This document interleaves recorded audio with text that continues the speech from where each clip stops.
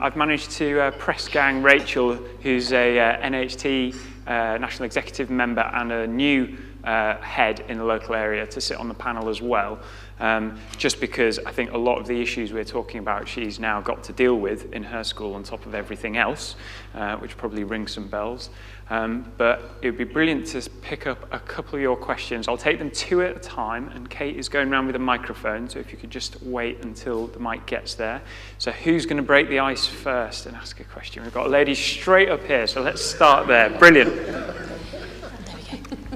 Good afternoon, everybody. Liz Judges, Weirhead Primary School. Mick, question for you. Okay. Is the scaled score of 100, is that going to be happening in Key Stage 1, at the end of Key Stage 1, or is the scale score of 100 and, plus for end of Key Stage 2?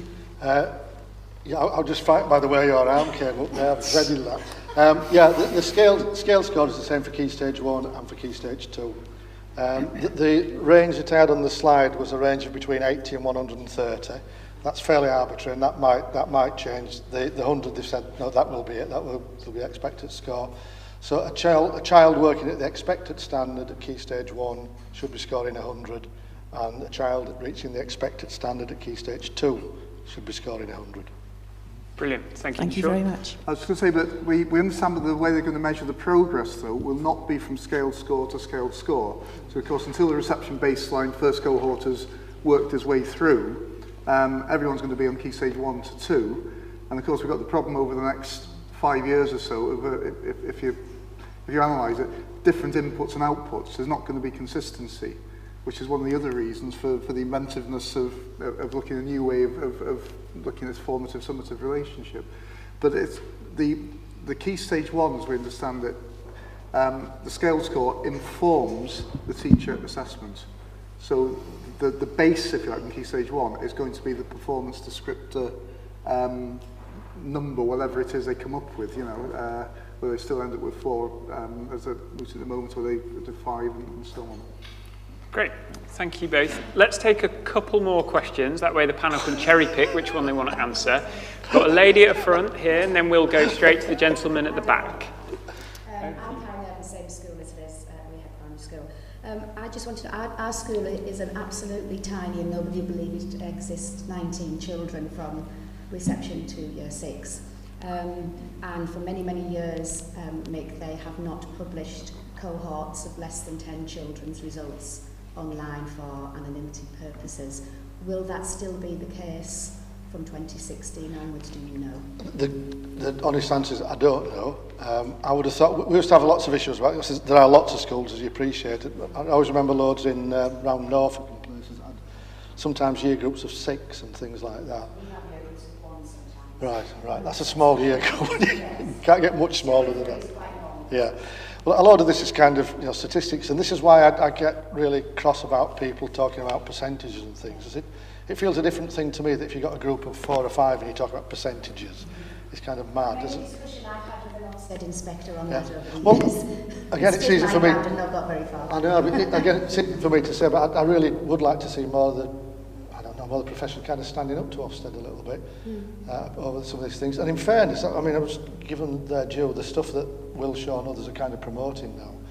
It's a kind of a more open and honest answer. And I know several HMI who kind of, they're asking the same sort of questions that we're all asking, because a load of this has been ploughed on them as well. So I'm talking to a colleague at the break from a middle school who's got kind of issues around all this stuff about feeding in and what do you do exactly. And I think it's going to take us 3 or 4 years before this beds down. And I've been trying to think when, I remember the national curriculum being introduced because I was teaching at the time, and I was trying to work out how many years it took us to kind of get to grips with levels, if indeed we ever.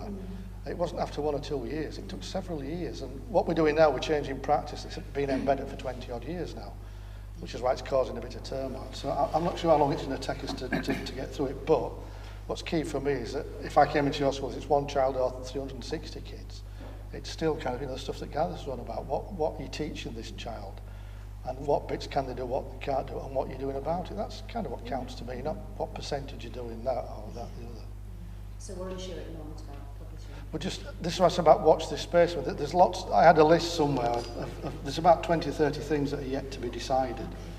kind of out there on various documentation. So it's just a matter of watching the department's website. Unfortunately, it's that you don't see this on the front page of the Times.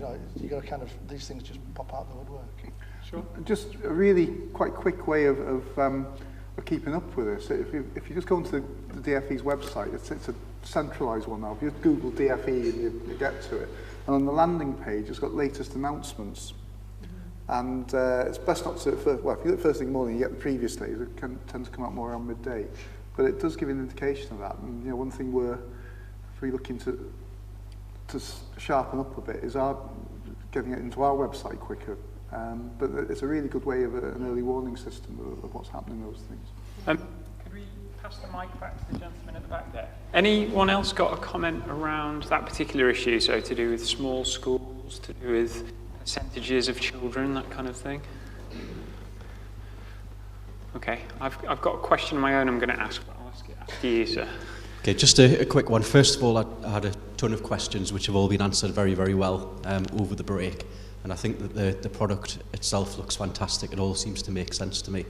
One of the questions that I asked was around about groups of students, the likes of free school meal students, looked after children, and whether or not those statistics that show you the percentage of students who are making progress, under progress and above, whether you can filter those to that level. It looks like you can do that, which is fantastic. And another question that I had, just taking that further, is how far you can actually interrogate that data. So if you filter to, say, for example, free school meal students, could you click on the little red button that gives you the problem students and get just the problem students who are free school meals, or just the problem students who are looked after children? Does it give you that sort of level of flexibility? Okay, I guess I'll answer that one. I was expecting, by the way, to do a demo of the free thing for most of the time and show you the other bit quickly, so I wasn't prepared to go through, and there are two things I forgot to tell you.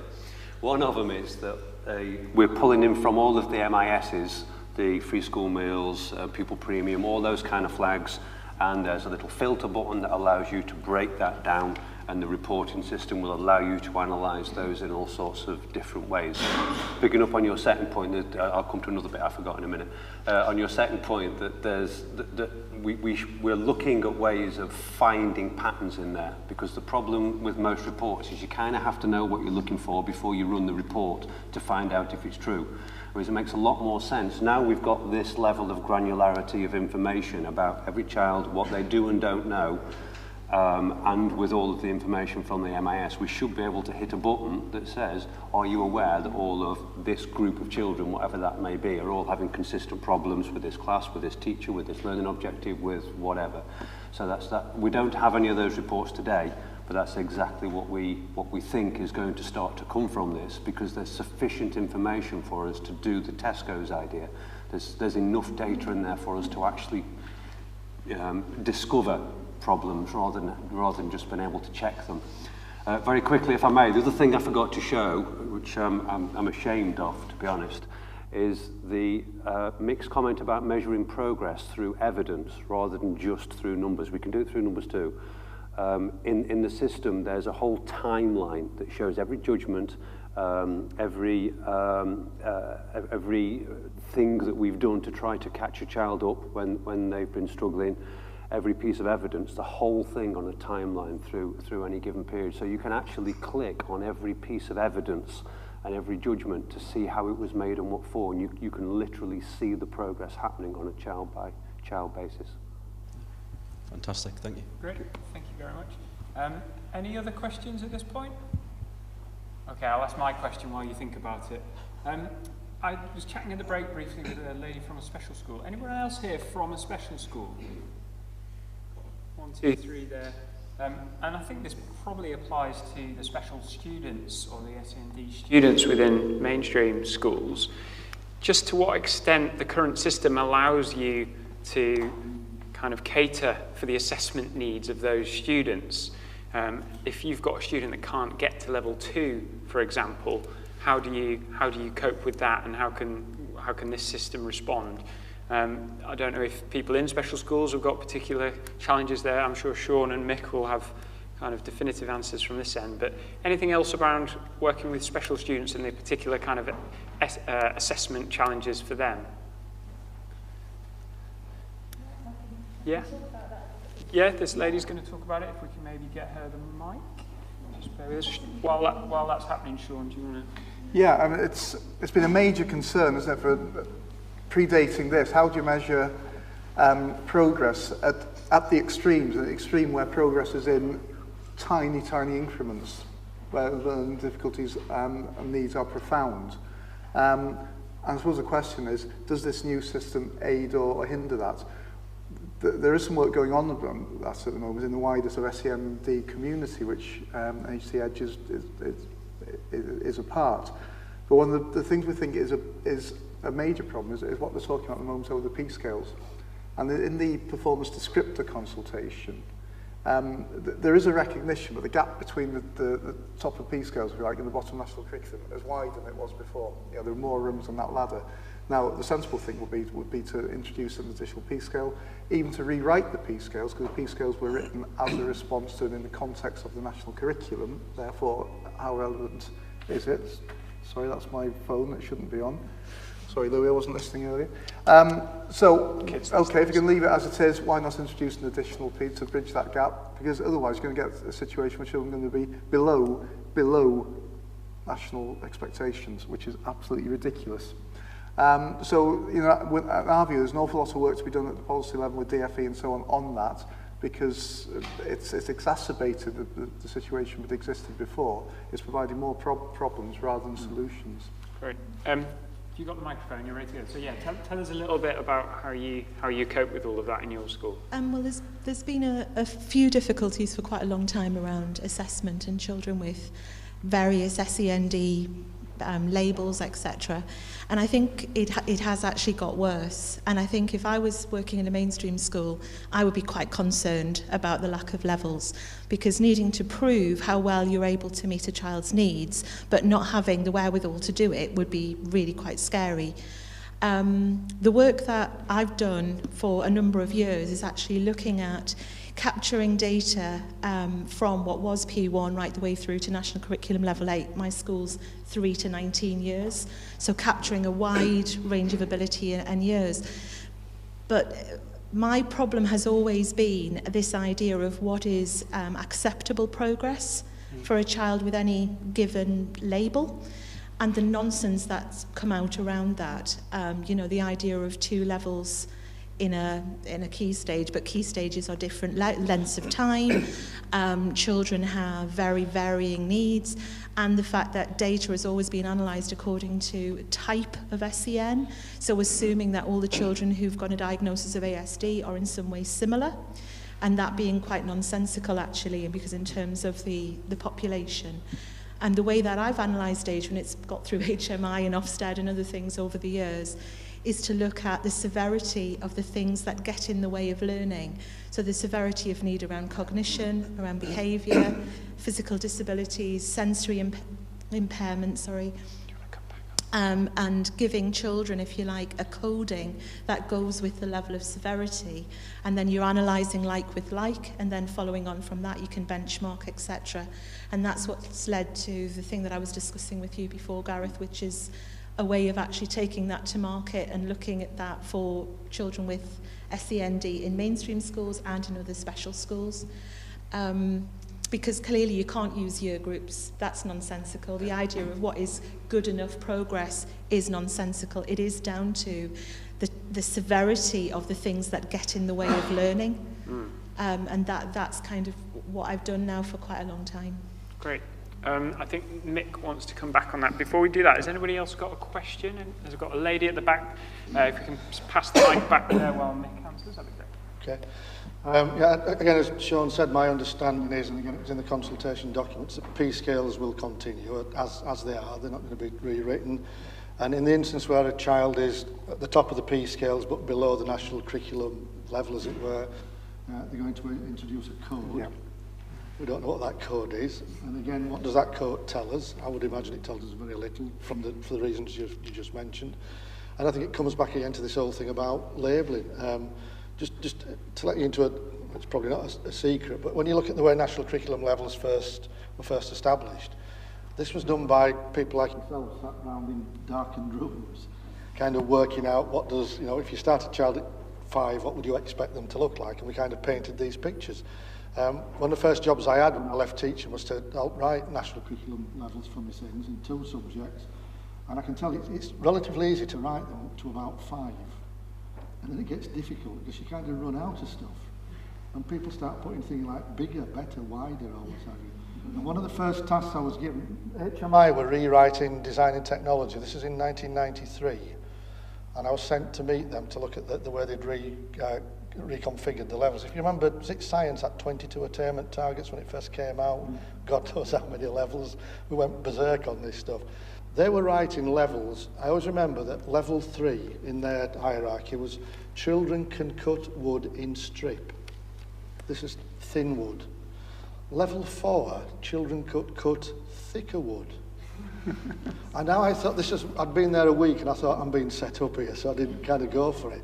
But that was a kind of level of thinking, and I still don't think we've done enough work on what is the level 1 to 2 to 3. Is the distance between 1 and 2 the same as 5 to 6? Is it a bigger leap, a shorter leap? We've had this discussion for years about a level 3 child who is 8 is different to a level 3 child who is 14.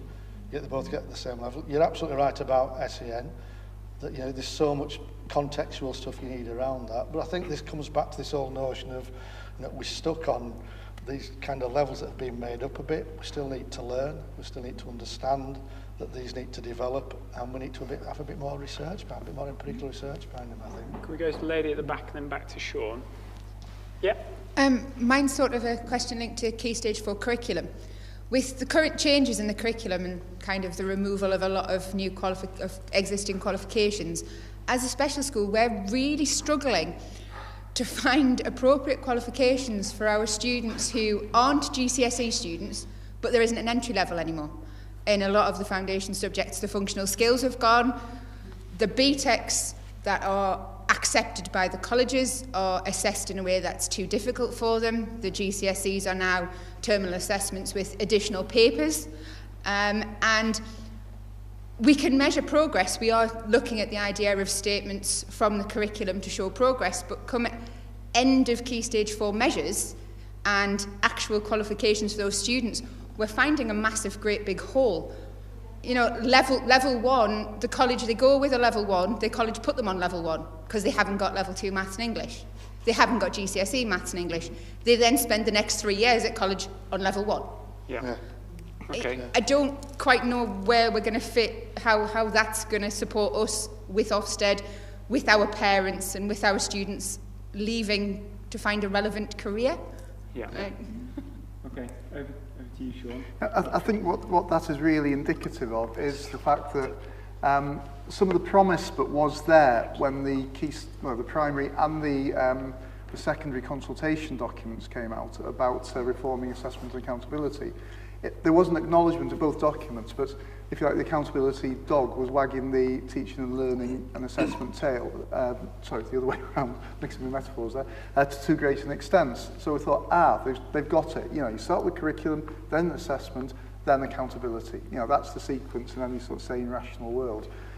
What in fact has happened is that it is still wagging the dog, but in a different sort of way. If I were a secondary academy head, I would feel extremely shortchanged at the moment because all this illusion of curriculum freedom is simply not there because the accountability system is driven by EBAC, and the 3 books tells you that. And what's exacerbated by that is the disappearance of some of the BTEC qualifications and some of the entry-level qualifications. But not only were appropriate qualifications for youngsters, when you think about it in terms of stage, not age, but also motivated them. Now, I can think back, I retired 8 years ago now, secondary schools, and there were children who did health and social care, travel and tourism and so on, good courses in their own right. Often the learning, the pedagogy involved was much more exciting than some GCSE, to be honest. And what it actually did, because there was a progress route from that, a pathway rather, it meant that they actually achieved better in their English and maths because they were motivated. It kept them on the right side and not being fully paid up members of the awkward squad, to be quite frank. And the thought of some of those children being forced to do French or whatever on a wet Friday afternoon, they will do worse in their English and maths as a result of it. So there's been a disservice for those children who are potentially disaffected, and also the children whose learning needs are different. And I think, you know, from a policy point of view, that perhaps that is a conversation we can try to resume if there is a change of government in particular. And you can't see, because I'm not biased, my fingers are crossed under the table this week. Brilliant. Thank you, Sean. Anybody heard anything they kind of want to comment on, talk about examples from their school, disagree with? Might have another idea. Any hands? No? Not yet. Any more questions from the floor? Who's feeling a bit concerned and is not quite sure what to do next? What are the kind of... Go home, have tea, I think. I think there is a challenge there, isn't there, on top of everything else you've got to do in your school, how to cope with all of this change at once, because it's not as if the other bits of the system have stood still. Lots of other bits are moving at the same time, aren't they? Mick's got a point? No, it's a thought, really. One of the question or the statement made by the colleague at the back is kind of germane. It's about qualifications. One of the things that has narked me for years, lots of things have narked me for years, but one of the things working at QCA and other places was that we were always having piecemeal debates, like let's have a look at Key Stage 2, or we'd have a rest and then we'd go and have a look at GCSEs or GMVQs or what have you. What's sadly missing from all of this, remember in the 70s, 74 Ruskin College speech, Jim Callaghan raised the great debate. Most of you in this room are probably, no, you were there. Some people probably weren't around at that time. But they raised the great debate, and we've kind of lost track a little bit about what we're trying to achieve out of all this. What's education about, basically, I think is the basic thing. We did a little piece of work at QCA that I initiated, but we didn't publish it because Michael Gove thought it was a better idea to close us down instead, but I'm not bitter. But what we did, we went out to 4 local authorities in different parts of the country, and we called this project Journey of a Child, and we followed a virtual child from being 5 through to 18 in that local authority. We went to an infant school and we said, okay, what do you do in terms of assessment, etc. When most of your children leave, where do they go to next? And wherever it was, we went to that next school and said, okay, you've got all this assessment information, what do you do with it? The most common response we got to all of these was, and quote, "We've been it." Literally, school in Wolverhampton. I can see the bloke now, we said, "We've been it." This is a junior school, been in the infant stuff. The infant stuff they sent through was fabulous. I thought it was rich in detail and what have you. But it all comes back down to this kind of trust and appropriateness. I mean, it would be the GCSE that we've got now. I'd dump the GCSE tomorrow. It came in for different reasons way back as O-levels and things. We've kind of moved on and we haven't kind of stripped back as to what it is we're trying to get out of the system. And it doesn't answer your question at all. It'll just keep me angry all the way home. But it is this thing about we need to kind of think again about how it pieces together. We've got schools in Key Stage 3 now getting pineapples, pears and 92s coming up from one end. They've got a new GCSE at the other end, 1 to 9, they're trying to work backwards from. And the only people who will make any sense of this at the end of the day are the kids, who will be the only people who will receive all of the teaching from each of those things. We need to start looking at it from 3 to 19 or whatever. What we're trying to do, how we're trying to do it, and not be frightened of doing things a little bit differently, like we can do now on some of this stuff. Please grasp that. Don't get thrown back into 4As and 4Bs and voodoo. Yeah. Can it go for it? Just quickly, let's hear from Gareth and then we'll go to Sean. I was going to say, frightened is a really important word, I think, in all of this, because as we're changing from 30 years of something into a new measure, and it isn't just that there's a new bit of technology, although that can be scary enough in and of itself. It's about how do you actually train your teachers to make different judgments on a different basis. And the challenge you've got, this question came up in the break actually, the challenge you've got is you don't have any prior years to compare to, because all of your prior years are all to do with national attainment levels. So at some point, I mean, somebody else can go and do some stuff for a year or two, but until you're doing it yourself, you are going to have a period, not just of a few months of fear and challenge, you're going to have a period of 2 or 3 years, let's be realistic, of bedding in a new system, of a new way of it working, a new way of your teachers evaluating how things are. And you face a choice, really. Do you stick with what you've got and maintain a level of consistency? Or do you make the change when the opportunity is presented, knowing that it's going to take you 1, 2 or 3 years of challenge, because you've got nothing to compare any of your judgments to. And you're going to make mistakes in the first year. There's going to be mistakes that you find. And we all need to learn from those together. But the opportunity is fantastic, I think, at the moment.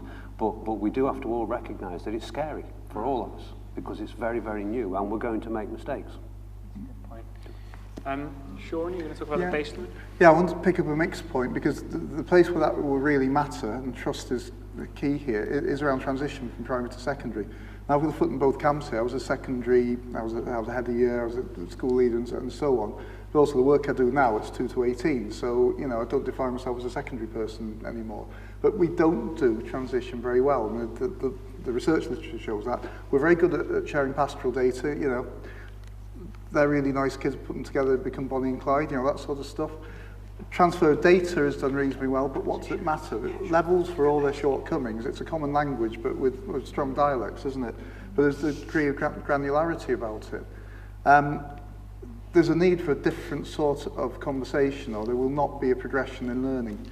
And if you just think about it, in 2016, those of you who are primary schools and those of you who are secondary schools, the nature of the data which is being shared will be very, very different. It won't be levels, it will be scaled scores. And the scaled scores is, by and large, it tells you if they're above or below national expectations, how much they are, but it doesn't actually have any sort of, you know, if they get 92, they're below national expectations in maths. Is that because they're weak in all areas of maths, or is it because their number is relatively weak? You know, there's no basis for planning progression through.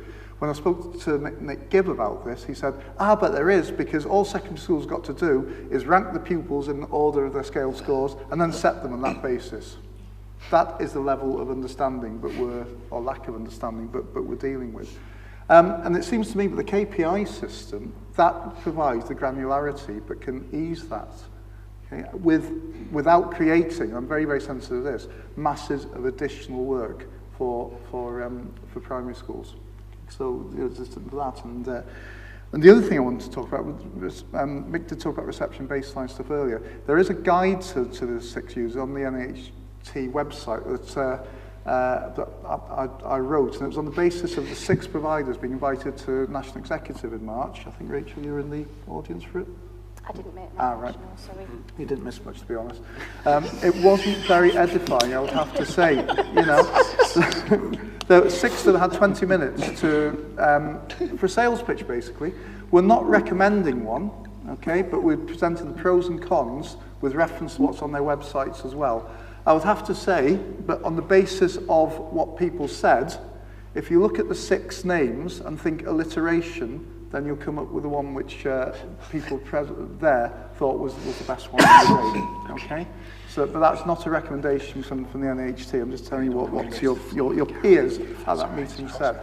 Our main concern about that at the moment is that if this table here, if all of you chose SEMS, and if this table here, all of you chose NFER, and let's just pick those 2 totally at random, honestly there, and a child gets 20 in SEMS and a child gets 20 on NFER, they're meant to use the same common scale, but there's no mechanism in the planning at the moment for ensuring that the performance standards are the same. But 20 marks there represents the same level of performance, achievement, attainment, what you will, the 20 marks there.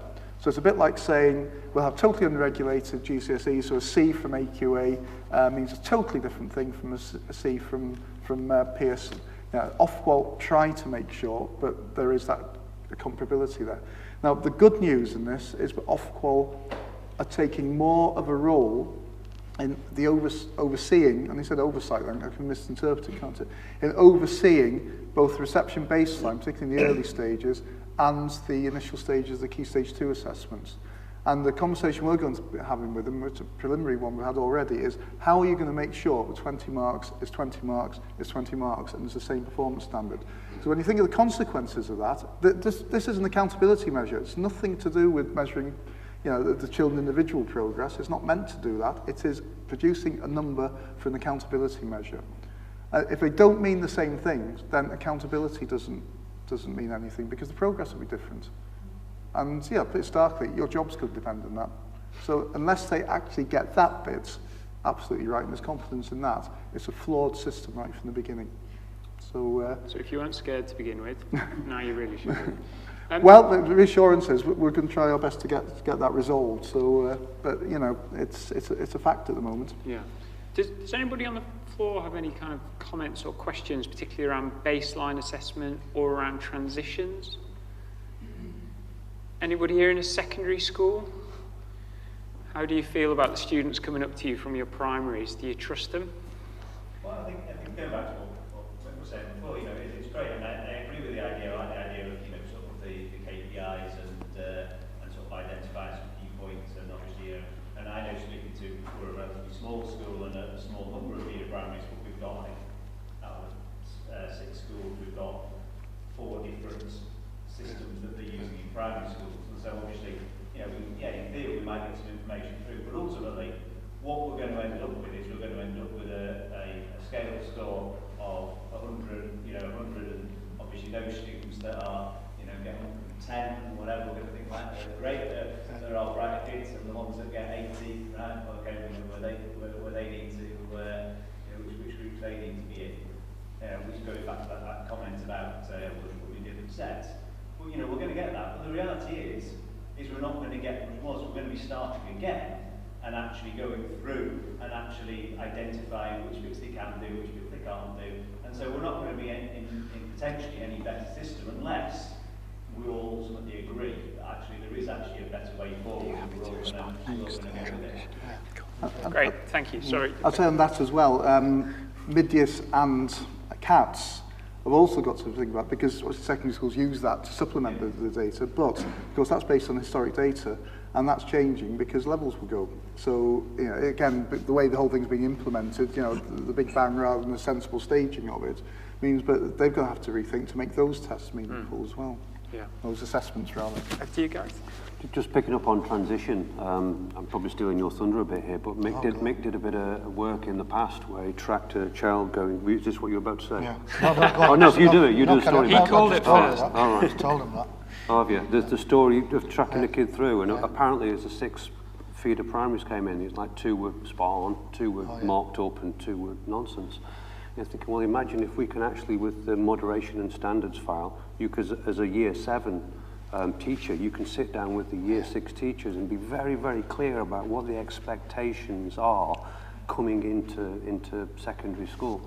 We haven't tried this yet, but we think that this could have a significant impact on the year 7 law. And if you're still not sure of what's coming in, you can dip directly into the evidence base and see as a secondary school exactly what those primary school kids were doing through their year 5 and 6 work. So I think it'd be quite an exciting opportunity to just make that transition from primary to secondary a lot smoother.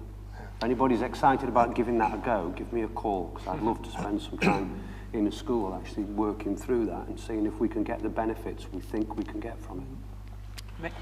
Yeah, that's absolutely right. It was a school not geographically too far away from where we are, the 6. And I actually went out with the head of law school to pick up some of these bits of information. You know, some of it was scores and some of it was kids' work and stuff.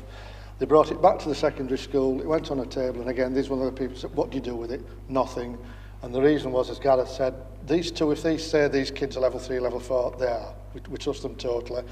This lot down here, they're always way out, but we know exactly where they way out. We just drag it back or whatever it was.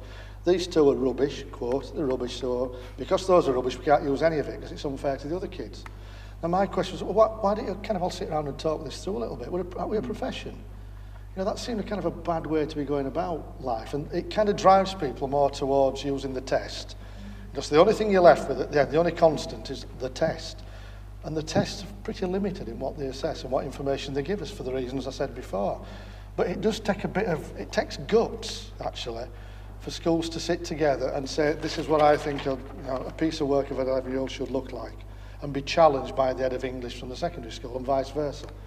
But you know, the stuff that the software is now, it will allow us to do that now in a way that we couldn't do before. We can actually set our standards as a group. And I used to teach in school, we had 29 feeders. That's what they'd always used to brag about. We've got 29 feeders. That's better than having 28 feeders with a bigger school. But he failed to mention, you know, some of those got 1 child from, or half a child or something. They mainly came from about 6 schools, as seems to be common practice. Why not work together on this? So we can, this trust thing. Why can't we trust each other and explain what we mean by a child who's competent in this, that, the other? It's not rocket science. We're a profession, and I think this is the opportunity we're now given. If we don't seize it, you'll find more and more reliance on the test, and that will marginalise more and more the teacher assessment. This is the chance for me, I think, to see. So I'm not frightened by this. I think Gover's made a bit of an error out of this, to be honest, in the long term. It's kind of opened an opportunity, but if we don't seize it, well, in a few years' time, they'll kind of say this teacher stuff's kind of all over the place, which is why we need tests. And it's why we've got GCSEs as we have now. We had controlled assignment because we got rid of assessment because we didn't trust coursework. The control stuff isn't always fit for purpose stuff, so we get driven further back, as Nick Gibb would say, give them paper and pencil tests. And that's the kind of mentality that's driving us. We've got to fight back. We've got to unify. We've got to think as a profession. And we've got to use the tools available. I'm not just got to sat there. Whatever tools are available to you, use them. Be strong. I think that's a good point. Whoever comes in after May, you do need a strong profession to stop that further interference that we've seen. They won't have the budget to make the sweeping changes that we've seen recently, thankfully in some ways, but you are going to have to do more with less, and often that's going to be about your staff, and that's going to be about connecting with other schools. Okay, we've moved over a lot of issues there. Are there any other questions that people have? Anything else? You've got a range of people up here who can answer, whether it's policy, technology, the details of assessment. You're going to go home and think of all the questions you didn't ask. All right, well, I'm going to use Chair's prerogative, to give you a bit more thinking time, and then Rachel, I'm going to ask you a question, unless you ask one. The first question I was going to ask is just to do with, and it kind of builds on that last point about schools connecting with each other, whether it's a hub and spoke type model with a secondary and all the feeder primaries, or whether it's just another kind of cluster of schools. It can be something like an academy chain, it can be a federation, it can be a trust, it can just be a bunch of schools that are near each other in a local area. It's kind of a question to the floor. Do you have any examples of the other schools you're working with, and who's helping you do that? How are you working with other schools around you? Does anybody have examples of that? Got a gentleman over here. I'm in close for just over a week now. Welcome. In Stockton. And my intention, we got 3 main primary feeders, maybe 4 main ones, and then 1 or 2 from quite a few primaries all over the place. So I'm meeting the heads of the primary schools over the next week or so, just to discuss the plans that they've got, where they're at. But at the moment, Stockton don't seem to have thought much about life without levels. Having come across from Darlington, where there's been a lot of work done in my previous school. But for me, it's that continuity that we were talking earlier about, because the demonstration was really year 1 and year 2, so my discussion was, does that go into Key Stage 3 and 4? Can that information come across? Because it's that gap analysis that we're missing from even year on year in secondary schools, from a year 7 maths teacher to year 8 maths teacher. You're not passing that information. All of us, well, they were 6C last year, so this year you need to get them to at least 6A, if not 7C, so off you go. Why were they there? What were the skills that they were missing? What were they good at? So if we're repeating skills over and over again, and we get that same comment, we did that last year, sir.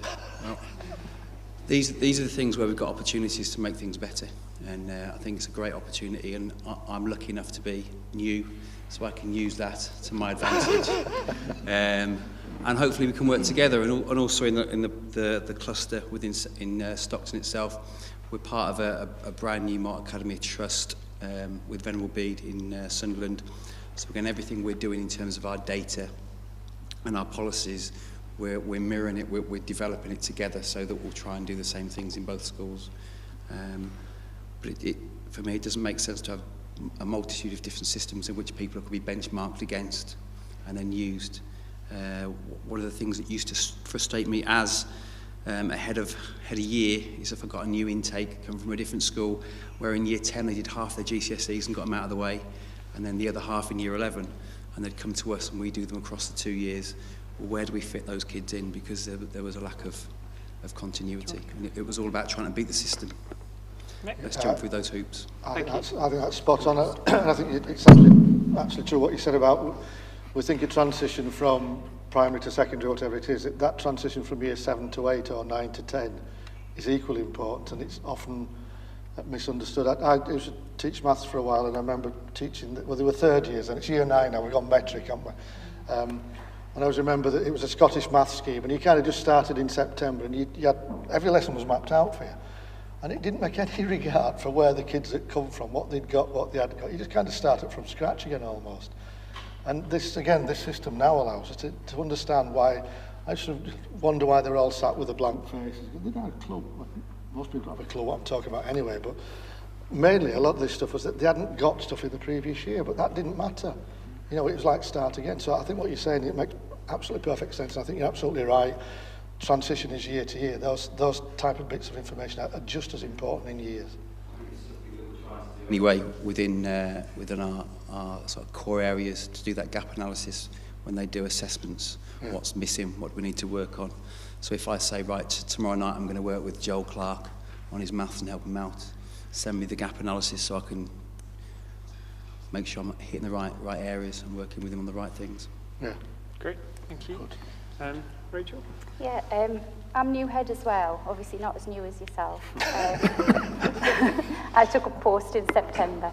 And I think, you know, going back to what Mick said, this is a real opportunity for change and also for improvement. And I'm fortunate enough to be a new head in a really strong local cluster of schools. And I do strongly believe that collaboration, you know, that is a massive tool for school improvement. You know, we're all looking at this together in our head teacher meetings. We're looking at what we can do as a cluster to drive this new assessment system. What can we do where we've got some sort of consistency among schools? And again, transition, that's another area we're looking at, and how we can ensure that as the children move, not only sort of year on year, but between schools as well, how can we ensure that those children have a smooth track?